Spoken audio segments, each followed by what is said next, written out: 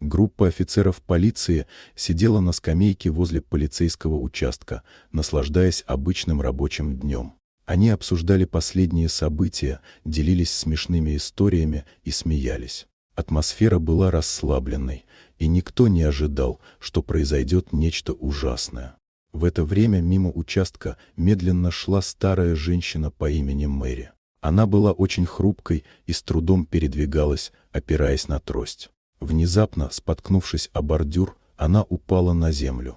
Вместо того, чтобы подойти и помочь, полицейские начали смеяться и снимать ее на телефон, не осознавая, насколько это было недопустимо. Их смех раздавался громко, и они даже не заметили, как их поведение стало оскорбительным.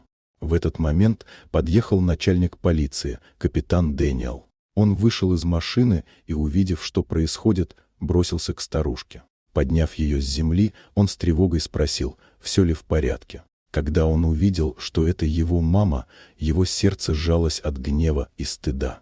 «Как вы могли не помочь ей?» — с яростью произнес он, обращаясь к своим подчиненным. «Это недопустимо».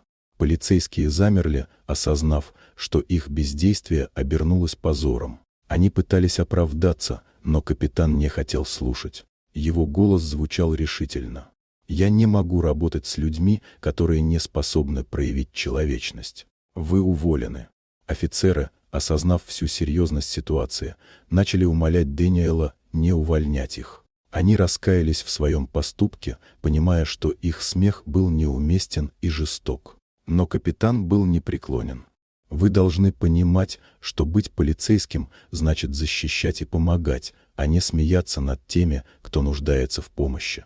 Старушка Мэри, все еще держа трость, смотрела на своего сына с гордостью, но и с печалью. Она понимала, что он делает правильное дело, хотя и было больно видеть, как его подчиненные потеряли свою работу из-за своей глупости.